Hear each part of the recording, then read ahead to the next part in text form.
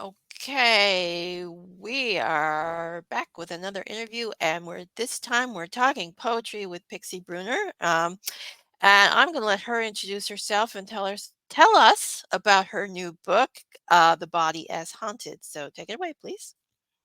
Hi, I'm Pixie Bruner. I'm a writer and a freelance editor and proofreader and professional beta reader. I live in Atlanta, Georgia with my doppelganger, and we have very, very untrustworthy cats. My latest book is The Body is Haunted from Opportunities Press, and it's a collection of poetry and spoken word pieces written over the past 30 years. Okay, so what were your inspirations behind writing this particular book? I have family ghosts. You can see Rose Con, my great grandmother and namesake, over my shoulder here, actually. I'm also a cervical cancer survivor. I've been on my own since my last surviving parent died when I was 17. And my snarky mother threatened me the last year of her life by saying, I'm going to live vicariously through you. So I am living with her ghost and others constantly. They've even moved houses with me.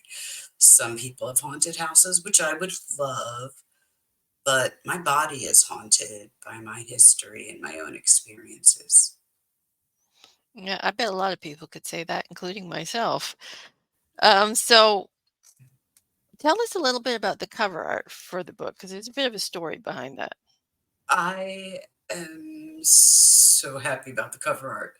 The cover is by Gemma Files, Stoker Award winner, amazing human being, a favorite writer of mine, and also my birthday twin. So, me, her, the book, and the book cover all share the same birth date.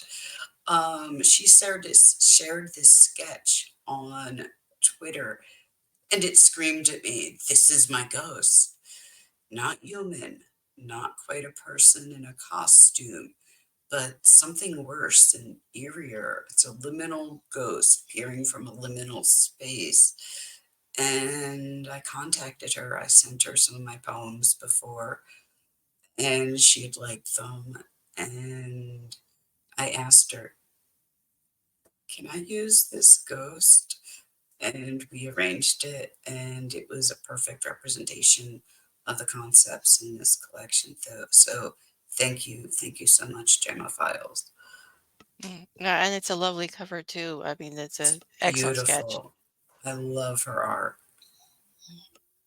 Okay, so is there an overall theme to this book, or is it just an assortment of poems, assortment of your experiences?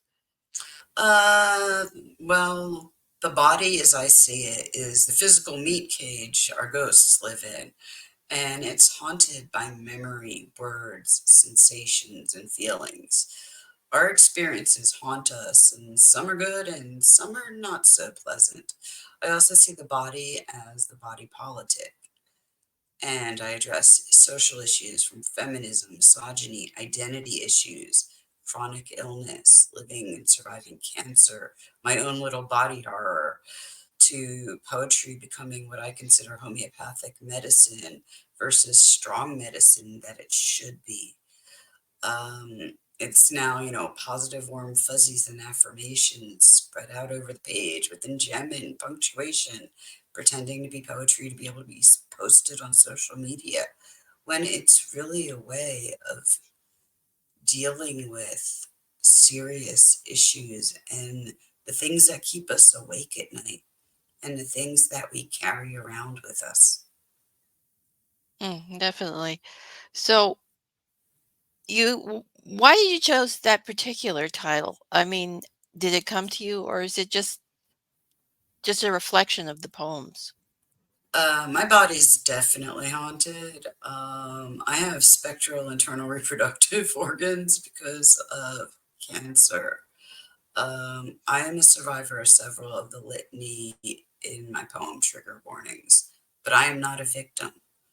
I'm also the last person in my family line who's alive, the only child of dead only children. The meat cage I have is definitely one of a kind. I have Ehlers-Danlos syndrome, and I honor my strange body because it's where my mind lives and where my feelings are kept. And I enjoy having a corporeal form way, way, way too much, which, okay, 9 out of 10 people get HPV by the time they're 30. I was misdiagnosed. And 20 years later, it was like, hello, cancer. And then there was the fire sale. And I lost everything. Um, and that was a surprise because I was Gen X when the last vaccine generation could not get HPV vaccinations.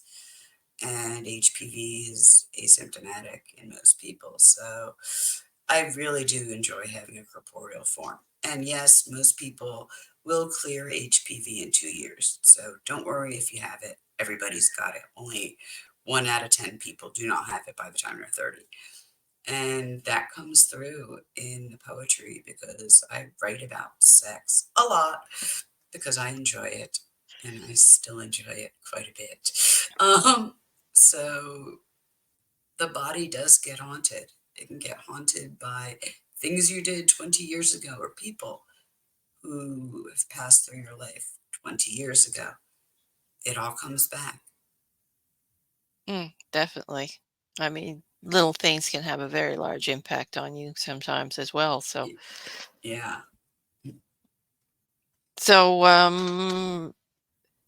do you have a favorite poem in the collection, or do you have a poem you're most proud of finishing? Oh, this is a tough question. The title poem, most certainly. But I have a real love of trigger warnings, finger foods for failed apoptosis, and you'd be blank if you blank. I also really love the closing piece, Dandelions and Concrete Canyons, written for Doppelganger last year. Depending on the moment, I either love them all or hate them all. So the answer might be different in 20 minutes. It varies, but right now, those are my favorites. And I can get back to you in a few years or a few more collections about that. Yeah, I know the feeling about either love them or hate them, depending And on the it day. changes. It's Yeah. so variable. Oh, I love this poem. I hate this poem. This sucks.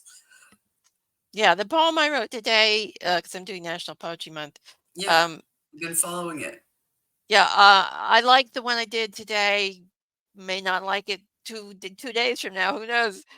I But go through yeah, that a lot. I feel that pain. yeah. So especially and when you're even with the story, when I write stories, it's like I can write a story and then come back to it and go, I don't like this anymore. It's writers are weird, I think. Yeah, this is my favorite child, and I hate this child. I'm going to Mhm. hide it in a drawer for I think I don't ever want to see it again. Yeah. It's funny how favorite poems can differ for readers too, because you were mentioning some of them, and I've been reading the book, so I'm terrible at titles, so I can't remember the titles of these things. But the one about the where she's talking to the guy and saying, what she's heard so many times, and then it's the serial killer stuff. Oh yes, my female serial killer You confession. You'd be love blank. that. You'd be prettier if you. Yeah, yeah, And that one. I go through, and she gets anytime every time she says that, she adds another person to her body count. Yeah, I love that one because I've written serial killer poems myself, so I'm glad someone else is doing it as It well. was the first serial killer poem I've ever written. It was in But they're punk fun, aren't noir. they? Oh, it was absolutely a joy to write. I had never thought of how would I address someone if I heard that one more time. And I've heard these things all women. I've Mm, heard these things all. You'd be prettier. You wouldn't be single if you'd be this if I'm going to kill somebody. And I decided to write a poem about it. okay, so what interests you about writing poetry and horror poetry in particular? I wrote my first poem when I was in elementary school, which was in the early 80s. I sold my first poem when I was a freshman in high school. I got a check for $300. They didn't ask how old the people writing the poems were. They didn't know they wrote. They sent a $300 check for a contest to a 14-year-old girl, and I couldn't imagine doing anything else because it was so natural for me. My poetry has always been morbid and dark. In my extended family, I have some second cousins that are living, would ask me to do readings at Passover. And there comes the 3-page vampire poem. And they would be like, that's lovely. When are you going to start writing nice poems? Then they'd worry about my mental health. Probably rightfully so with my history.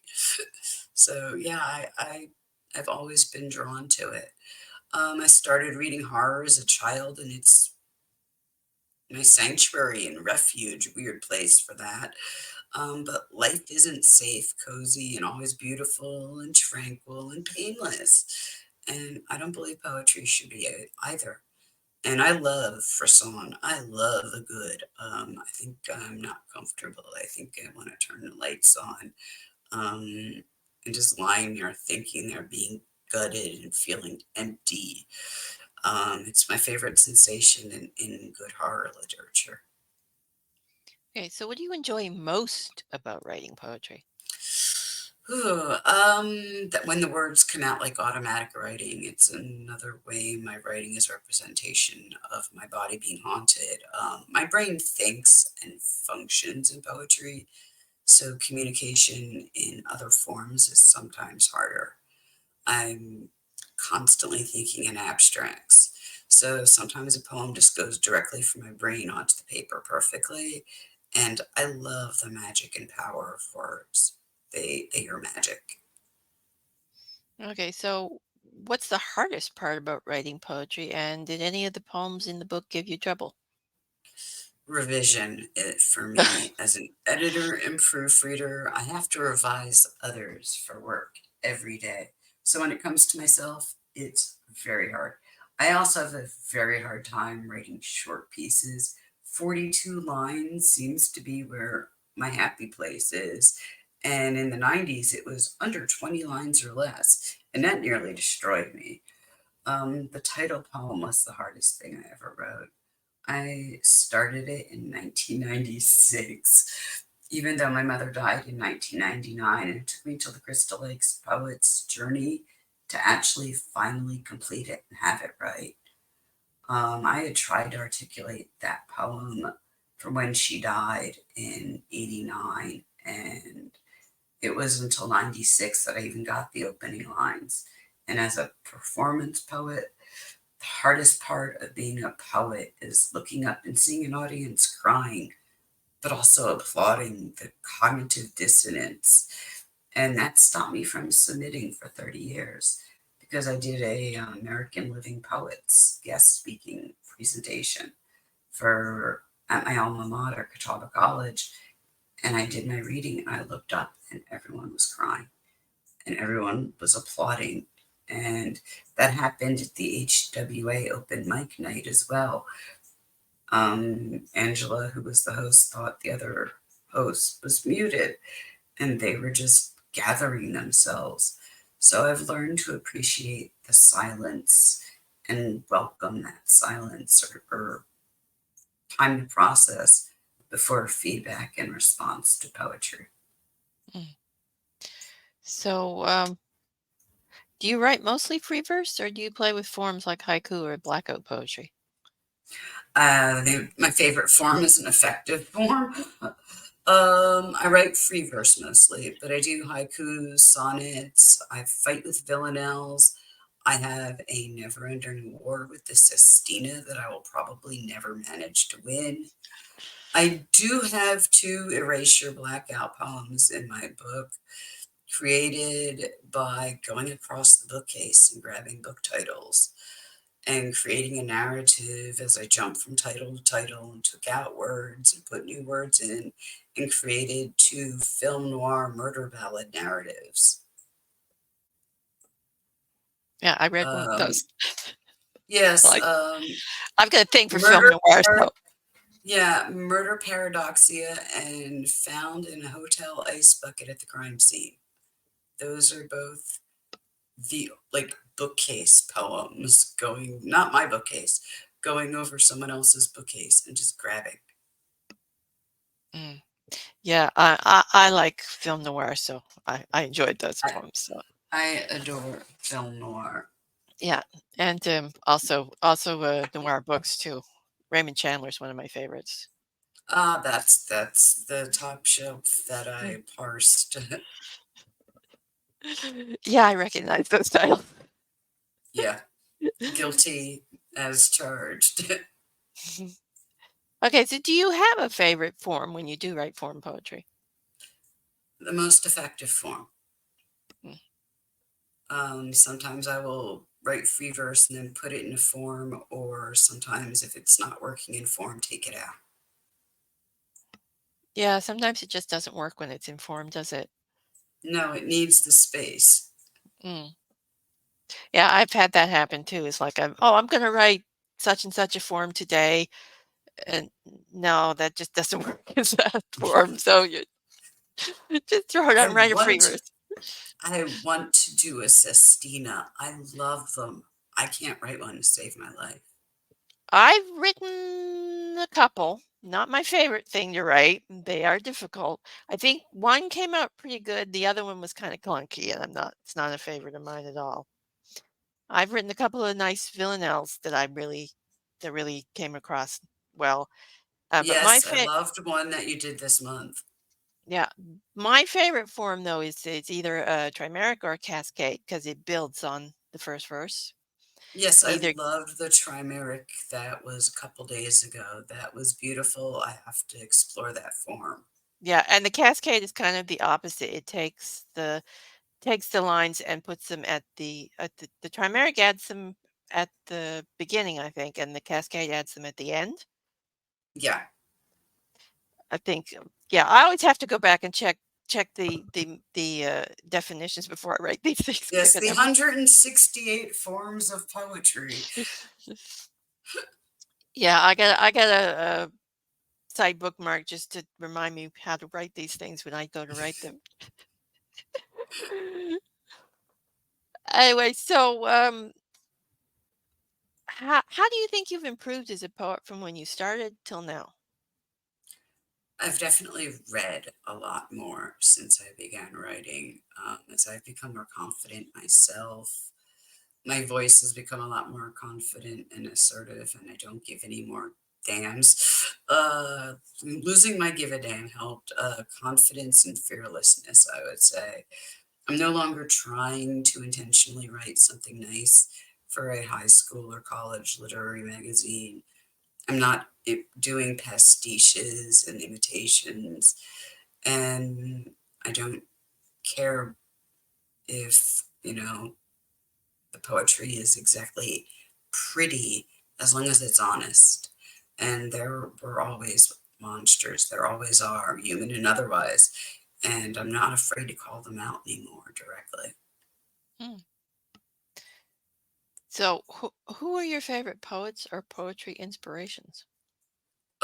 Linda Addison, Ayanna Walker, Jeremy Reed, Mae Murray, David Noon, Sunika Salson, David Bowie, Jamal Hodge, Colleen Anderson, Angela Yuriko Smith, Amabilis O'Hara, and Sexton and Sylvia Plath were my gateway drugs to poetry.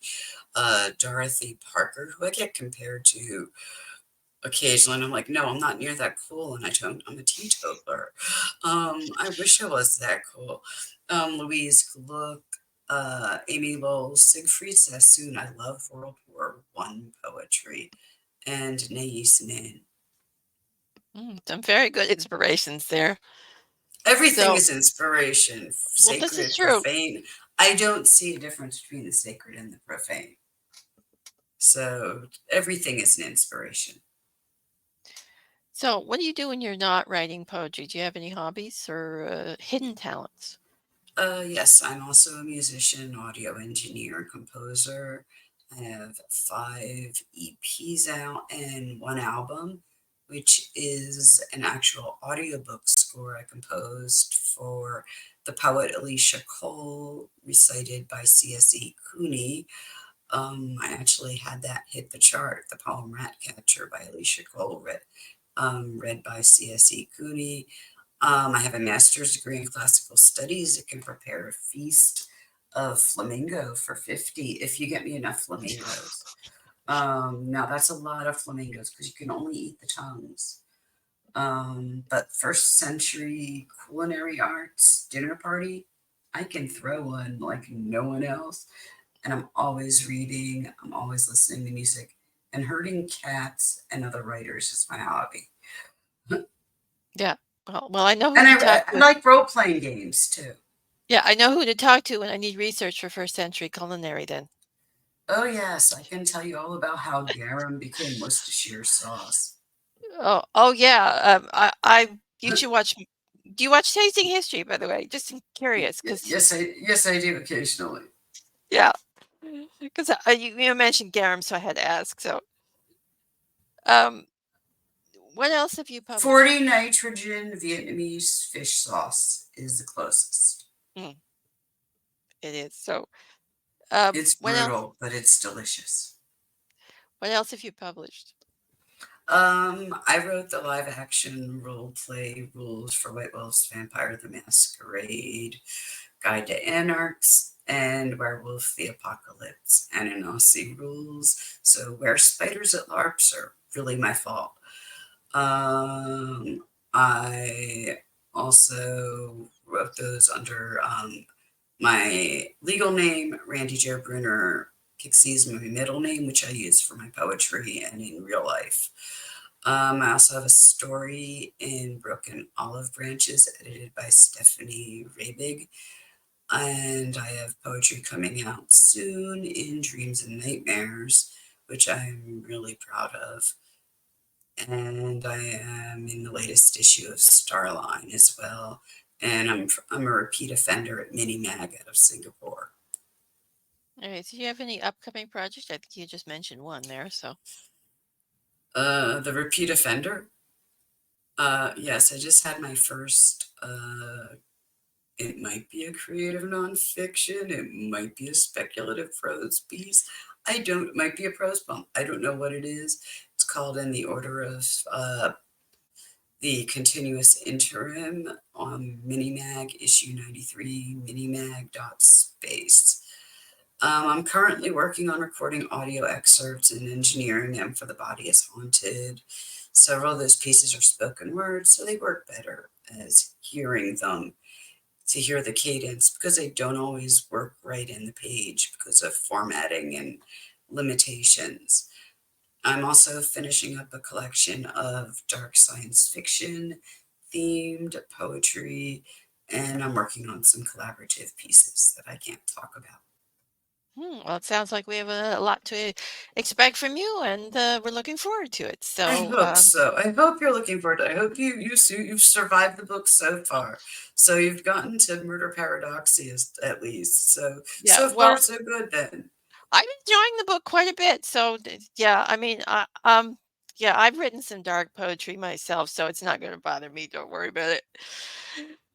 So, I think we'll wrap the interview up here. And I'd like to thank you for being a guest. It was a pleasure Thank you talking to so you. much. It was a pleasure, Anita.